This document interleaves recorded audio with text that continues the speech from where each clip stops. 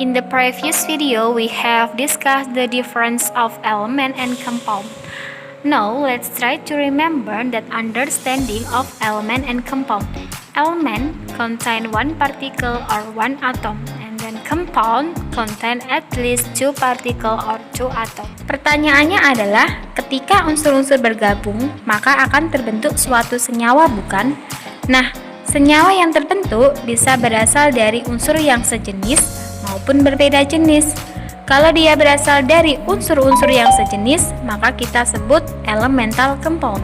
Kalau dia berasal dari unsur yang berbeda jenis, maka kita sebut molecular compound. Oke, next, berarti kita sudah belajar klasifikasi dari materi ya. Tadi kalau kita sudah bahas klasifikasi materi ada dua, yaitu elemen dan compound. Nah, sekarang kita akan belajar ke klasifikasi materi yang lain, yaitu mixture. Mixture atau campuran kita bagi jadi dua, yaitu homogeneous mixture dan heterogeneous mixture. Oke, sekarang kita akan bahas di sini ya. Homogeneous mixture adalah campuran dua atau lebih zat yang dia tercampur sangat erat dan berperilaku sebagai zat tunggal. Dengan antara lain, homogeneous mixture bisa kita sebut sebagai larutan. For example, contohnya adalah kita punya gula yang dilarutkan ke dalam teh. Nah, gula itu akan larut ketika teh diaduk. Nah, itu namanya adalah homogeneous mixture. Heterogeneous mixture adalah campuran yang komposisinya tidak sejenis. For example, a combination of water and sand is heterogeneous mixture because it's easy to see the water and sand in mixture. Oke, kita lanjut ke properties of matter atau sifat dari materi. Jadi sifat dari materi itu ada dua, yaitu chemical properties and physical properties. Apa itu chemical properties and physical properties? Nah, kita akan bahas di sini.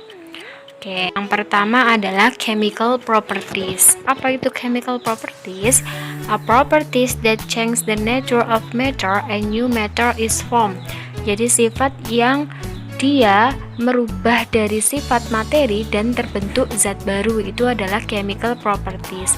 Contohnya apa, Miss? Chemical properties itu ada kayu yang dibakar dan korosi pada besi, itu adalah contoh chemical properties. Oke, sifat yang kedua adalah physical properties. The properties of a substance can be observed and measured altering the substance. Jadi sifat dari suatu substansi yang dapat diamati dan diukur. Ya, contohnya kalau di sini adalah lilin yang dibakar. Lilin yang dibakar itu termasuk physical properties. Nah, karena dia tidak membentuk zat baru dan dia bisa teramati, kemudian diukur.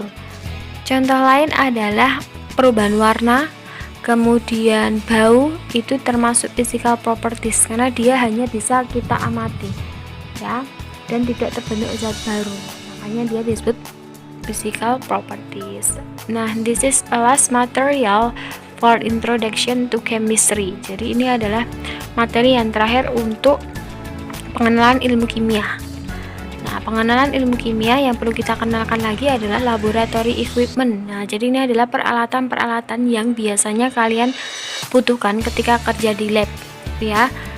Tuh, dari beakers, graduate cylinder, kemudian magnet, ada spatula, pipet, droplet, kemudian ada Erlenmeyer, ada buret, seperti itu adalah laboratory equipment. Jadi nanti kalian bisa tahu itu ketika kalian di lab.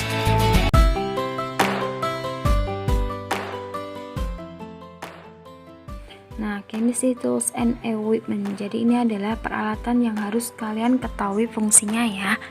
Yang pertama ada yang namanya adalah safety gears. Nah, jadi safety gears itu adalah peralatan dasar yang harus kalian pakai ketika di laboratorium, termasuk kaca Google, sepasang latex, kemudian jet slab.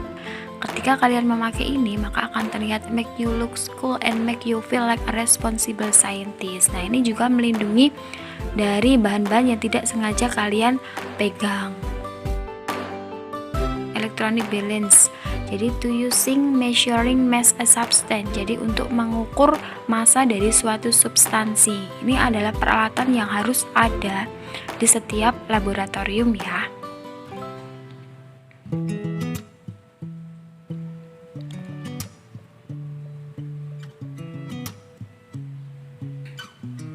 Nah, next ada ring stand and ring clamp. Jadi ini adalah to support a clamp laboratory glassware and other equipment. Jadi ini untuk mensupport ya, agar peralatan laboratorium dia tidak jatuh.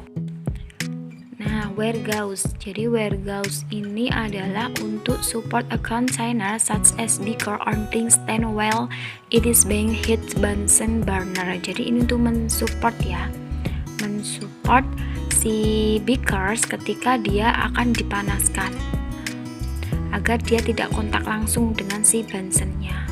Kemudian ada beakers. Beakers ini adalah tempat larutan ya, tempat larutan untuk menuang larutan.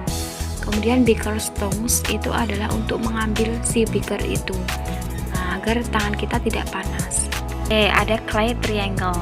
Clay triangle ini untuk support a crucible, to support a crucible during heating. Jadi untuk mensupport selama pemanasan. Nah, evaporating dish itu untuk proses penguapan ya, menguapkan larutan itu makanya alat ini.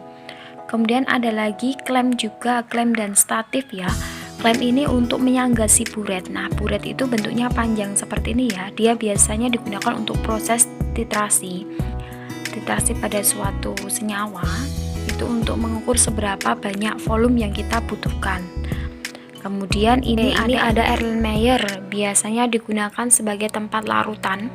Kemudian kita juga bisa mencampurkan larutan di Erlenmeyer tersebut. Nah, ini beda ya dengan beakers. Beaker juga tempat larutan, cuma fungsinya beda. Nah, ini ada test tub ya, atau tabung reaksi. Itu untuk tempat larutan, digunakan untuk tempat reaksi suatu larutan. Nah, kemudian ada pipet. Pipet ini digunakan untuk mengambil larutan or draw liquids. Kemudian ada forceps. Ini digunakan untuk pick up or hold small object. Jadi untuk mengambil ya. Nah, kemudian ada mortar and pestle. Ini digunakan untuk menghaluskan ya, menghaluskan zat-zat kimia yang bentuknya padat. Nah, kemudian ini adalah stirring rod. Stirring rod itu adalah stirring and mixing and it usually made of glass. Nah, jadi untuk mengaduk ya. Ada funnel, ada corong kaca. Nah, corong kaca itu adalah transfer liquid into container with small opening, also used for filtration. Nah, ini juga digunakan untuk filtrasi. Volumetric valves. Nah, volumetric valves ini ada batas ya. Batas larutan ini ketika kita mau ukur seberapa banyak larutan harus sampai batasnya tadi. Kalau melebihi maka tidak boleh. Ada volumetric pipette. Nah, pipette volume ini digunakan juga untuk mengambil larutan dengan volume tertentu. Kemudian dipindahkan ke dalam graduated cylinder. Nah, graduated cylinder ini adalah juga tempat larutan atau gelas ukur ya. Kita mau mengukur seberapa banyak larutan.